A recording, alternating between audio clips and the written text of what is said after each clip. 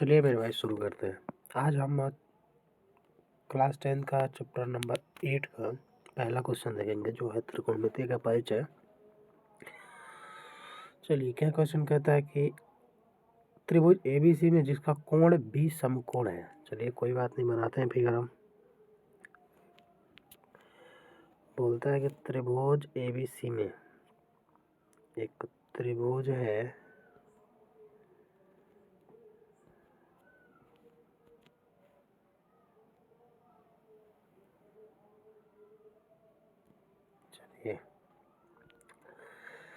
बोलता है कि त्रिभुज एबीसी में जिसका बी समकोण है। समकोण कोण तो हमारा यहीं पे बन रहा है। बी के लिए बोल रहा है कि यहाँ पे क्या रखना है, बी को रखना है।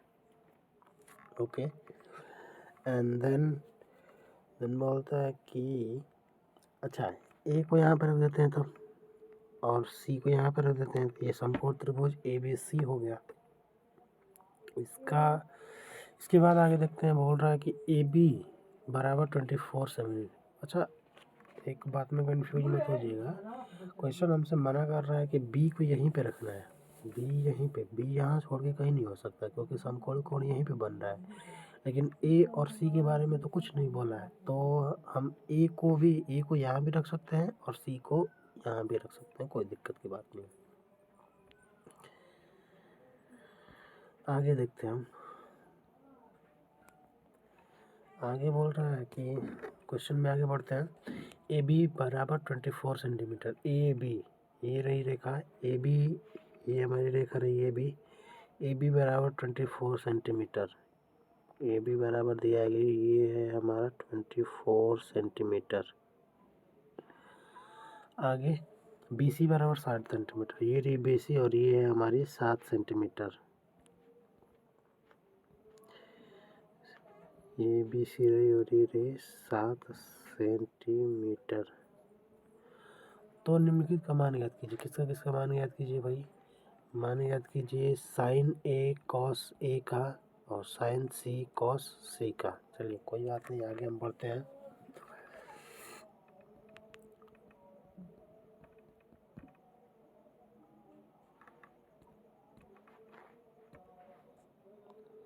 तो देखिए मेरे भाई, क्वेश्चन नंबर पहला में हमसे पूछ रहा है कि साइन ए और कॉस सी का मान बताइए। चलिए पहले हम साइन ए का मान बताते हैं।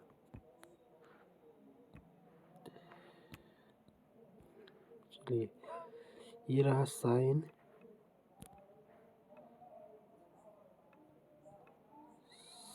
ए। साइन थीटा का फार्मूला अगर हम देखेंगे तो लंब आधार कोण के पदों में होता है लंब और बटे में कर्ण। ये रहा लंब और बटे में कर्ण। अगर हमको कहीं से लंब मिल जाए और कहीं ना कहीं से हमें कर्ण मिल जाए तो हम इसका मान बता देंगे। तो यहाँ पे देखेंगे अगर इस फिगर में हम, तो हमको लंब का मान तो पता है। चलिए, साइन ए बोल रहा है तो एंगल ए से देखना है हमें। ये रहा एंगल ए से अगर देखेंगे तो कोण के सामने वाली भुजा, ये रहा कोण, और कोण के सामने वाली भुजा क्या होती है? लंब होती है। तो कोण के सामने वाली भुजा लंब, तो ये 7 सेंटीमीटर तो लंब हो गया हमारा। इसकी जगह पे हम 7 रख सकते हैं, कोई दिक्कत नहीं है। लेकिन कर्ण कहाँ से लाएं? तो कर्ण हमारे पास नहीं है, तो कर्ण के लिए हम क्या करेंगे? चलिए, तो हम कर्ण निकाल लेते हैं। तो कर्ण के लिए हम फार्मूला का यूज करेंगे, किसका? पाइथागोरस प्रमेय का। तो पाइथागोरस प्रमेय क्या कहता है कि जो कर्ण का स्क्वायर होगा, जो कर्ण का स्क्वायर होगा वो बराबर होगा लंब के स्क्वायर प्लस आधार के स्क्वायर के। तो ठीक है, कोई बात नहीं, रखते हैं फार्मूला में मान। कर्ण का मान तो चाहिए हमको, कर्ण का मान तो मिला नहीं है हमें। तो कर्ण की जगह पे कर्ण का स्क्वायर रखते हैं, बराबर का बराबर लंब। अगर हम यहाँ से देखें तो लंब क्या है हमारा? ये रहा लंब, ये भुजा हमारी लंब रही, ये वाली। चलिए, तो ये 24 है, तो इसका मान दे दिया हमें 24। तो 24 का स्क्वायर रख देते हैं यहाँ पे, प्लस आधार तो ये नीचे वाली रही हमारी, ये रही हमारी आधार, ये वाली आधार, ये वाली 7 सेंटीमीटर। तो आधार की जगह पे हम रख देते हैं 7 सेंटीमीटर। आधार की जगह पे यहाँ पे 7, तो आधार है ए की जगह पे 7 रख दिया और इसका स्क्वायर है तो इसका स्क्वायर कर देते हैं। सॉरी, बस आगे अब इसको हल करना है हमें। चलिएगा, तो ये रहा हमारा कर्ण का स्क्वायर बराबर 24 का स्क्वायर होता है 576 576 प्लस 7 का स्क्वायर होता है 49। यहाँ पे हो गया कर्ण का स्क्वायर, दोनों को ऐड करेंगे तो ये हो जाएगा 625। आगे देखा जाए तो अगर हम बात करें तो इधर से स्क्वायर हटाएंगे क्योंकि सिर्फ हमें कर्ण का मान चाहिए। यहाँ पे सिर्फ ये वाली भुजा हमें कर्ण का मान चाहिए, ये वाली कर्ण की मान चाहिए, ना कि कर्ण का स्क्वायर का। तो अगर इधर से हम स्क्वायर हटाते हैं, स्क्वायर को हटाएंगे तो इधर लग जाएगा अंडर रूट। तो कर्ण का स्क्वायर, इधर से स्क्वायर अगर हटाते हैं तो इधर लग जाएगा अंडर रूट। ये 625 किस में हो जाएगा? अंडर रूट में। 625 किसका अंडर रूट होता है? तो ये होता है 25 का है। तो हमें कर्ण का मान मिल गया 25। ये रहा कर्ण का मान। तो कर्ण का मान क्या मिला हमें? 25 सेंटीमीटर। चलिए, अब कुछ भी हमसे पूछता रहे क्वेश्चन में, कोई दिक्कत की बात नहीं, हम आराम से इजीली बताएंगे। चलिए, साइन ए से, साइन ए हमें ए से देखना है। ये रहा एंगल ए से लंब अगर देखते हैं तो कोण के सामने वाली भुजा, जिस भी कोण से पूछ रहा है उसके सामने वाली भुजा क्या कहलाती है? लंब। तो ये रहा 7, लंब का मान तो 7 हो गया। बट्टे में कर्ण, कर्ण हमेशा वही होती है, ये सबसे लंबी वाली भुजा कर्ण होती है, तो ये हो गया 25। पहला आंसर हमें मिल चुका है, सेंटीमीटर। आगे देखते हैं आगे क्या बोलता है।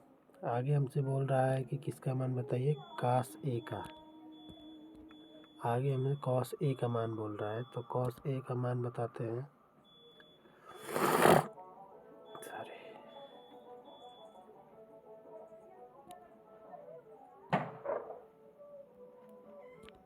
चलिए, cos A का मान बताते हैं हम।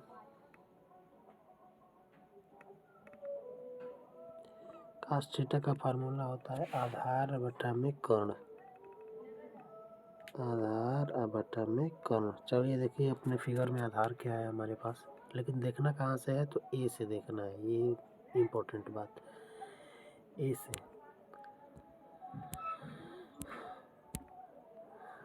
ए से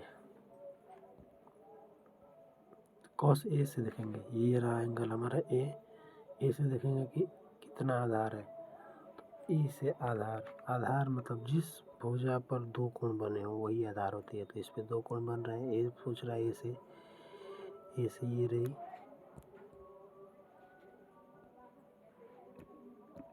चलिए, तो आधार यहाँ पे हमारा 24 सेंटीमीटर, ये रहा 24 सेंटीमीटर आधार।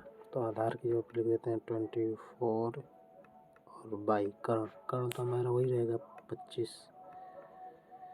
पहला क्वेश्चन के सारे आंसर हमको मिल चुके हैं। आगे अब देखते हैं आगे हमारा क्या कह रहा है क्वेश्चन। आगे क्वेश्चन कहता है कि साइन सी और कॉस सी का मान बताइए। साइन सी और कॉस सी का मान बताइए। मैं एक बार लिख लेता हूँ किसका किसका मान चाहिए हमको। चलिए, साइन सी का फॉर्मूला होता है लंब बटा में कर्ण। तो यहाँ पे लिखते हैं साइन सी का फॉर्मूला होगा लंब और बटा में कर्ण। फिगर में चलते हैं, लेकिन देखना कि यहाँ से है, ध्यान रखिएगा सी से, ये एंगल हमें सी से देखना है। तो हमें देखना है एंगल सी से, ये रहा हमारा एंगल सी।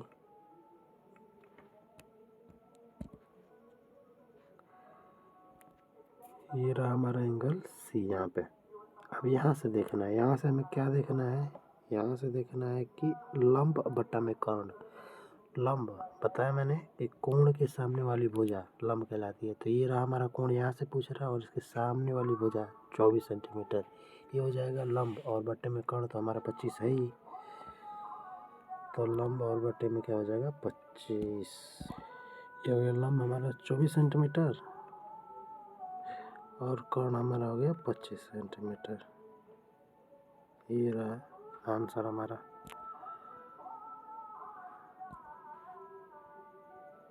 पच्चीस सेंटीमीटर। आगे हमारा कॉसी, तो कॉसी का फार्मूला होगा आधार बटे में कर्ण। चलिए कॉसी का फार्मूला होगा आधार बटे में कर्ण। आधार बटे में कर्ण।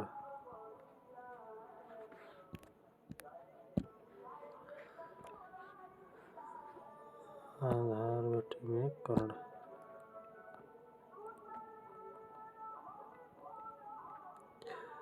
चलिए देखते हैं, लेकिन कहाँ से देखना है, ध्यान दीजिएगा, सी से। एंगल सी से हमें देखना है आधार और कर्ण क्या क्या है। एंगल सी से आधार और कर्ण। चलिए फिगर में देखते हैं। एंगल सी हमारा ये रहा, एंगल सी ये रहा। यहाँ से आधार जिस भी पर दो कोण बन रहा हो, यहाँ पे एक 90 डिग्री बन रहा है ना, ये रहा आधार और ये रहा हमारा कर्ण। तो यहाँ पे लिख सकते हैं 7 बटे में 25। 7 बटे में 25।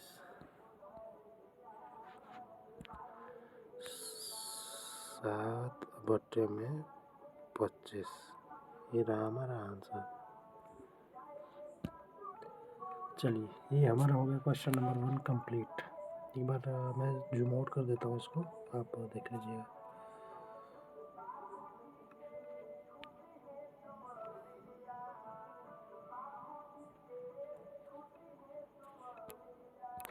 चलिए हम आगे बढ़ते हैं क्वेश्चन नंबर 2 की साइड, और मैं यहाँ पे क्वेश्चन नंबर 2 को सेलेक्ट कर लेता हूँ।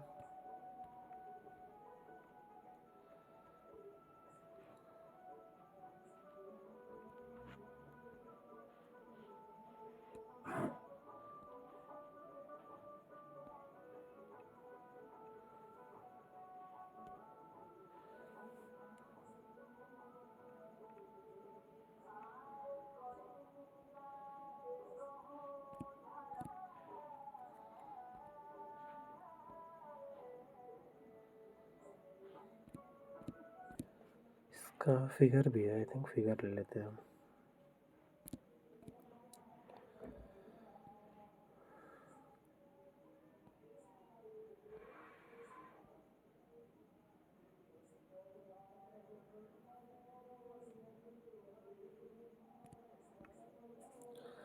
चलिए क्वेश्चन हमारा रेडी है। अब यहाँ पर हम देखते हैं कि हमसे सवाल में पूछ रहा है कि बताइए आकृति 8-13, ये रही हमारी आकृति में tan p minus cot r का मान क्या होगा। ठीक है, tan p minus cot r का, तो tan का फार्मूला क्या होता है, LAL, लंब बटे में आधार। अगर हमको, चलिए लंब तो दिया है हमें क्वेश्चन में, ये रहा लंब हमारा। अगर कहीं से हमको आधार मिल जाए तो हम काम बना लेंगे अपना, रख लेंगे भाई उसमें। चलिए कोई बात नहीं, आधार को ढूंढते हैं हम। चलिए आधार को निकालने के लिए फिर से वही फार्मूला, कर्ण का स्क्वायर जो होगा वो बराबर होगा लंब के स्क्वायर प्लस आधार का स्क्वायर के, मतलब कि कर्ण का स्क्वायर बराबर होगा लंब का स्क्वायर प्लस आधार का स्क्वायर।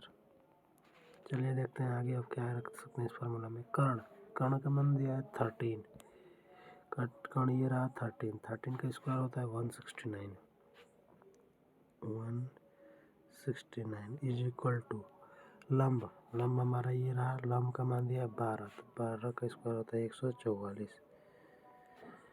प्लस आधार का स्क्वायर।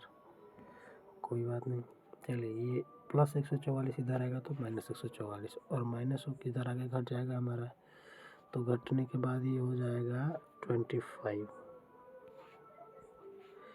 ये हो गया घट के 25 और बराबर आधार का स्क्वायर। अगर हम इधर से आधार का स्क्वायर हटाते हैं तो इधर आकर 100 में हो जाएगा, ये 25 बराबर हो जाएगा आधार। कोई बात नहीं, चलिए ये निकल जाएगा, यहाँ से क्या निकलेगा, आधार का मान हो जाएगा इज इक्वल टू 5। तो हमारा 5 मिल चुका है। आधार का मान हमें क्या मिल चुका है? 5। हम यहाँ पर लिख देते हैं 5। चलिए, ये रही हमारी आकृति। अब हम क्या करते हैं, मान को पुट करते हैं सिंपली। हमारा सवाल दिया है कि वैल्यू बताइए किसका? 10p minus cot r। चलिए, tan थीटा बराबर क्या होता है? tan थीटा बराबर होता है लंब बटा में आधार। tan थीटा बटा होता है लंब बराबर होता है लंब बटा में आधार। यहाँ पे हम लिख सकते हैं कि लंब बटा में आधार अब माइनस कॉट r। कॉट का फॉर्मूला होता है आधार बटा में लंब। आगे बढ़ते हैं। चलिए, हमें एंगल लंब बटा आधार तो देखना है, सही बात है, लंब बटा आधार हमें देखना है, कोई दिक्कत की बात नहीं है। लेकिन लंब बटा आधार देखना है, लेकिन कहाँ से देखना है? तो पी से, एंगल पी से। एंगल पी देखिए कहाँ पे है? ये रहा हमारा एंगल पी, छुटकू सा, ये रहा एंगल पी। एंगल पी से अगर हम देखेंगे लंब बटा में आधार, लंब क्या है? कोण के सामने वाली भुजा होती है हमारी लंब। तो 5 बटे आधार, आधार तो जिस पे 2 कोण बन जाए वो होता है आधार। तो ये हो गया 12, 5 बटे में 12। यहाँ पे हो गया 5, लिख सकते हैं कि 5 बटे में 12 माइनस आधार। आधार देखेंगे, लेकिन कहाँ से देखेंगे हम? आर से, कॉट आर से। आर से बोल रहा है तो आर से चलिए देखते हैं भाई। आधार से आधार बटा में लंब, आर से हमको देखना है आधार बटा में लंब।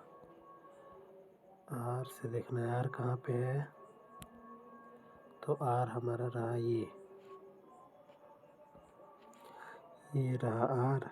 और यहाँ से देखते हैं आधार बटे में लंब। आधार कितना है? अभी हम निकाले थे, क्या निकाले थे? मिट गया यहाँ से आई थिंक। आधार क्या निकाले थे? 5। आधार हम यहाँ पे निकाले थे 5। आधार को हमने निकाला था 5 सेंटीमीटर। तो आधार हमारा हो गया 5 सेंटीमीटर। हाँ, बटे में हमारा क्या देखना था? आधार तो निकाल लिए, चलिए बटे में हमको देखना था, हमको देखना था लंब। आधार बटे में लंब। आगे बढ़ते हैं। लंब कहाँ पे है हमारा? लंब रहा ये, कोण के सामने वाली भुजा क्या होती है? लंब। ये रहा कोण और इसके सामने वाली भुजा होती है लंब। चलिए, हो गया हमारा। तो लंब का मान दिया है 12, तो 5 बटे में क्या हो जाएगा? 12। 5 बटे में 12। एक बार मैं इसको जूम आउट कर देता हूँ ताकि आप लोग सही से देख सकें।